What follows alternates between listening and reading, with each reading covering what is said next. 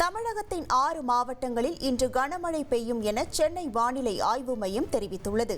திருப்பத்தூர், தர்மபுரி, சேலம், திருவண்ணாமலை, விழுப்புரம், செங்கல்பட்டு மாவட்டங்களில் கனமழைக்கு வாய்ப்புள்ளது.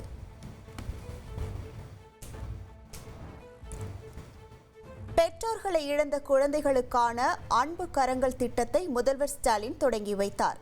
ஆதரவற்ற குழந்தைகளின் பள்ளி படிப்பு முடியும் வரை மாதம் 2000 ரூபாய் உதவித்தொகை வழங்கப்பட உள்ளது. அரசியல் என்றால் பதவி மோகத்தில் இருக்கலாம் என சிலர் நினைப்பதாக முதலமைச்சர் ஸ்டாலின் சாடினார். திமுகவுக்கு எப்போதும் பொறுப்புதான் முக்கியம் என பேசினார்.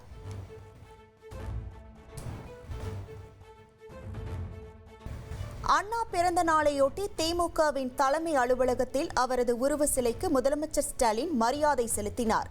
தமிழ்நாட்டை தலைகுனிய விடமாட்டோம் என முதலமைச்சர் ஸ்டாலின் தலைமையில் திமுகவினர் உறுதிமொழி ஏற்றனர். எம்ஜிஆர் பெயரை விஜய் பயன்படுத்துவதற்கு முன்னாள் அமைச்சர் ஜெயக்குமார் வரவேற்பு தெரிவித்துள்ளார். எம்ஜிஆர் பெயரை பயன்படுத்துவதால் அதிமுக ஓட்டு நிச்சயம் விஜய்க்கு போகாது என கருத்து. மாநில உரிமைக்காக ஓங்கி குரல் எழுப்பியவர் முன்னாள் முதல்வர் அண்ணா என தமிழக வெற்றிக் கழக தலைவர் விஜய் புகழாரம். மக்களிடம் செல் என்ற அண்ணாவின் அரசியல் மந்திரத்தை பின்பற்றி தமிழகத்தில் ஆட்சி மாற்றத்தை நிகழ்த்தி காட்டுவோம் என சூளுரைத்துள்ளார். வடசென்னையில் செப்டம்பர் 27ஆம் தேதி விஜய் பிரச்சாரத்திற்கு அனுமதி கோரி தவைக்கவினர் காவல் ஆணையர் அலுவலகத்தில் கடிதம் அளித்தனர். இதேபோல் நாமக்கல்லிலும் டிசம்பர் 13ஆம் தேதி பிரச்சாரத்திற்கு அனுமதி கேட்டு கடிதம் வழங்கப்பட்டுள்ளது. விஜய் பிரச்சாரத்தை சரியாக திட்டமிட வேண்டும் என தேமுதிக பொதுச் செயலாளர் பிரேமலதா வலியுறுத்தினார். விஜயகாந்த் இடத்தை யாராலும் நிரப்ப முடியாது எனவும் கருத்து கூறினார். அரசியலில் நிரந்தர எதிரியும் இல்லை, நண்பனும் இல்லை என முன்னாள் முதல்வர் ஓ பன்னீர்செல்வம் தெரிவித்துள்ளார். பாஜக கூட்டணியில் இணைவீர்களா என்ற கேள்விக்கு அவர் பதிலளித்துள்ளார். எடப்பாடி பழனிசாமியை முதல்வர் வேட்பாளராக ஏற்க முடியாது என அமமுக பொதுச் செயலாளர் தினகரன் திட்டவட்டமாக தெரிவித்துள்ளார். அமமுக அங்கம் வகிக்கும் கூட்டணி வரும் தேர்தலில் வெற்றி பெறும் என பேசினார். 2026 தேர்தலில் அதிமுக வெற்றி பெற எல்லோரும் உறுதுணையாக இருக்க முன்னாள் அமைச்சர் செங்கோட்டையன் வேண்டுகோள். அதிமுக ஒன்றிணைய வேண்டும் என்ற எனது கருத்தை புரிந்து கொள்ள வேண்டும் என எடப்பாடி பழனிசாமிக்கு அறிவுறுத்தினார். 2026 சட்டமன்ற தேர்தலுக்கு முன்பாக அதிமுக இணைந்தால்தான் கட்சிக்கு நல்லது என சசிகலா கூறியுள்ளார். அதிமுக ஒன்றிணைய வேண்டும் என எல்லோரும் நினைக்கிறார்கள், தானும் அதைதான் விரும்புவதாகவும் தெரிவித்துள்ளார். பாமக தலைவராக அன்புமணியை தேர்தல் ஆணையம் அங்கீகரித்துள்ளதாக வழக்கறிஞர் பாலு அறிவித்துள்ளார்.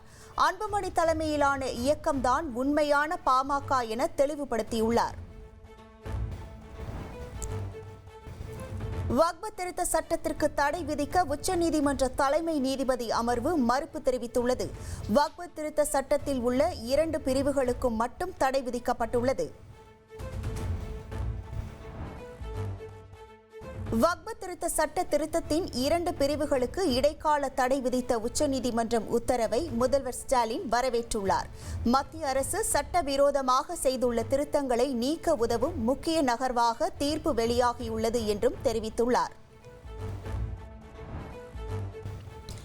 சென்னையில் ஆபரண தங்கத்தின் விலை சவரனுக்கு 80 ரூபாய் குறைந்துள்ளது.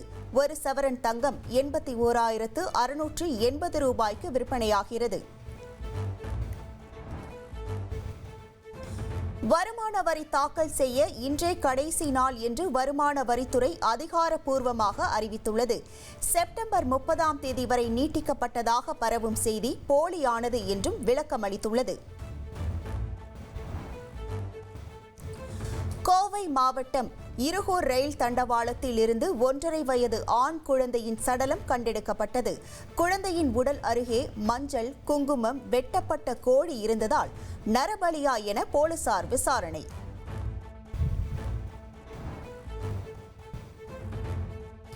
திருப்பூர் மாவட்டம் ஊத்துக்குளியில் மதுபோதையில் கார் மீது மோதி விபத்தை ஏற்படுத்திய பள்ளி வாகன ஓட்டுநர் மீது சரமாரி தாக்குதல். வாகனத்தில் பயணித்த பள்ளி மாணவர்கள் காயமின்றி உயிர் தப்பினர்.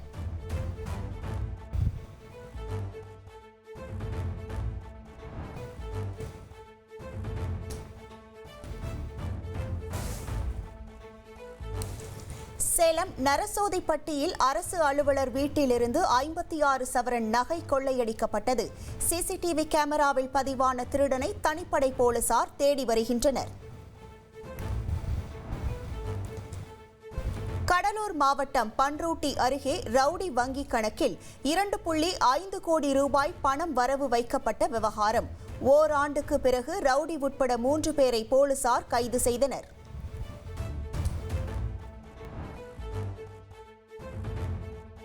நாய்க்கடியால் பாதிக்கப்பட்டவர்கள் பின்பற்ற வேண்டிய வழிமுறைகள் குறித்து மத்திய சுகாதாரத்துறை விளக்கம் அளித்துள்ளது.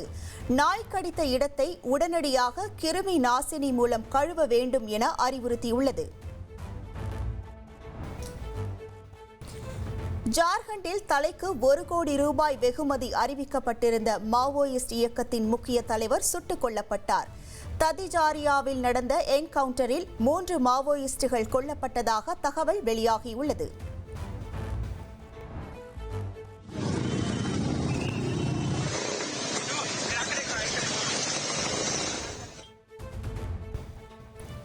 பெங்களூருவில் சர்வதேச ஜனநாயக தினத்தையொட்டி நடைபெற்ற விழிப்புணர்வு பேரணியில் கர்நாடகா துணை முதல்வர் DK சிவக்குமார் பைக் ஓட்டினார். அவருடன் இணைந்து ஏராளமானோர் பைக்கில் பேரணியாக சென்றனர்.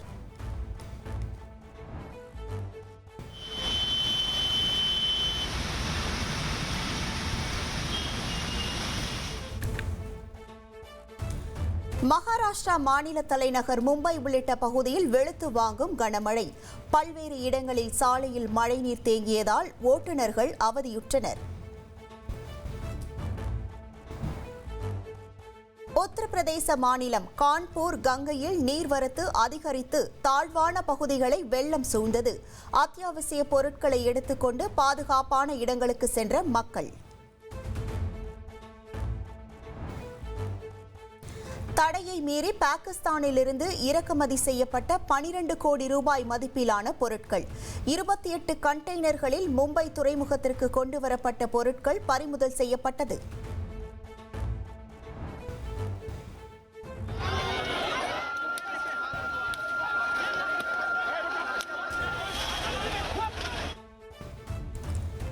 பீகார் மாநிலம் பாட்னாவில் போலீஸ் தேர்வுகளில் வெளிப்படைத்தன்மை கோரி இளைஞர்கள் போராட்டத்தில் ஈடுபட்டனர். போலீசாரின் தடுப்பை மீறி போராட்டக்காரர்கள் சென்றதால் பரபரப்பு ஏற்பட்டது. டெல்லியில் பைக் மீது BMW கார் மோதியதில் மத்திய நிதி அமைச்சக துணை செயலாளர் நவ்ஜோத் சிங் பலியான சம்பவம். விபத்தை ஏற்படுத்திய காரை ஒட்டிய ககன்பிரீத் என்ற பெண்ணை டெல்லி போலீசார் கைது செய்து விசாரித்து வருகின்றனர். கேரள மாநிலம் பம்பையில் செப்டம்பர் 20ஆம் தேதி ஐயப்ப பக்தர்கள் மாநாட்டை நடத்த திட்டமிடப்பட்டுள்ளது.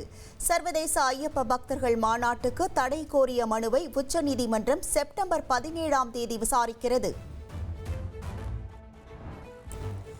சட்டவிரோத சூதாட்ட செயலி பண மோசடி வழக்கில் நடிகை மிமி சக்கரவர்த்தி டெல்லி அமலாக்கத்துறை அலுவலகத்தில் ஆஜரானார். சூதாட்ட செயலி விளம்பரம் குறித்து மிமி சக்கரவர்த்தியிடம் இடி அதிகாரிகள் விசாரணை நடத்துகின்றனர்.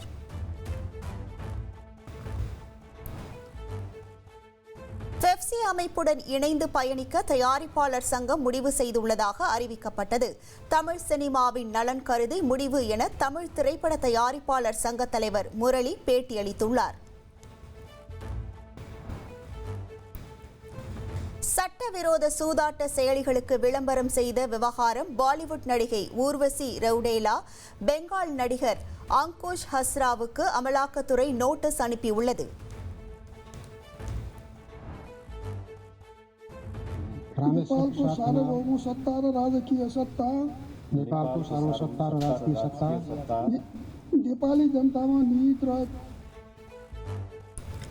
நேபாள நாட்டின் இடைக்கால பிரதமர் சுசீலா கார்கி தலைமையிலான அமைச்சரவை விரிவாக்கம் செய்யப்பட்டுள்ளது. தலைநகர் காத்மாண்டுவில் 3 புதிய அமைச்சர்கள் பதவியேற்றனர். அமெரிக்காவில் இந்திய வம்சாவளி தலை துண்டித்து படுகொலை செய்யப்பட்ட சம்பவத்தில் சட்டப்படி நடவடிக்கை எடுக்கப்படும் என அந்நாட்டு அதிபர் ட்ரம்ப் உறுதியளித்தார். சட்டவிரோத குடியேறிகள் மீது மென்மையாக நடந்து கொள்ளும் நேரம் முடிந்துவிட்டதாகவும் எச்சரிக்கை. இந்தியா ரஷ்யா இடையிலான நட்பை அமெரிக்காவின் சதித்திட்டத்தால் ஒருபோதும் முறியடிக்க முடியாது என ரஷ்யா திட்டவட்டமாக தெரிவித்துள்ளது. சர்வதேச விவகாரங்களில் வியூக ரீதியான தன்னாட்சி பிரதிபலிப்பதாக அறிக்கை வெளியிட்டுள்ளது. நேட்டோ படைகளை நிலைநிறுத்த போலந்து அதிபர் ஒப்புதல் அளித்துள்ளார். ரஃபேல் போர் விமானங்கள் போலந்து வான்வெளியில் ரோந்து சென்ற காட்சிகள் வெளியானது. பிலிப்பைன்ஸ் தலைநகர் மணிலாவில் குடியிருப்பு பகுதிகளில் ஏற்பட்ட தீ விபத்தில் 1000க்கும் மேற்பட்ட வீடுகள் எரிந்து சாம்பலாகின. ஏராளமான மக்கள் வெளியேற்றப்பட்டு பாதுகாப்பான இடங்களில் தங்க வைக்கப்பட்டுள்ளனர்.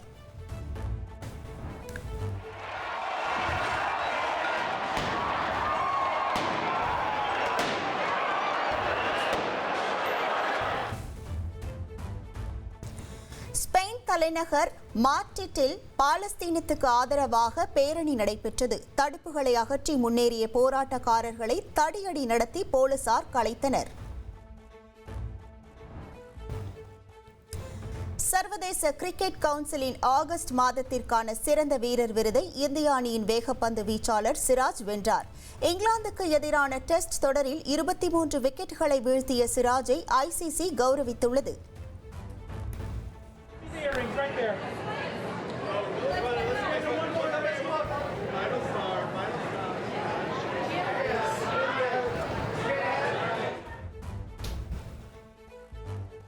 ஹாலிவுட் தொலைக்காட்சி நிகழ்ச்சிகள் மற்றும் தொடர்களுக்கான எம்மி விருதுகள் விழா அமெரிக்காவின் லாஸ் ஏஞ்சல்ஸ் நகரில் தொடங்கியது. பிரபலமான தொலைக்காட்சி நடிகர்கள், இயக்குநர்களுக்கு சிவப்பு கம்பள வரவேற்பு. நெட்ஃபிளிக்ஸின் மிகவும் பிரபலமான அடலசன்ஸ் தொடர் 3 எம்மி விருதுகளை வென்றது. சிறந்த இயக்குனர், துணை நடிகை, துணை நடிகருக்கான விருது வழங்கப்பட்டுள்ளது.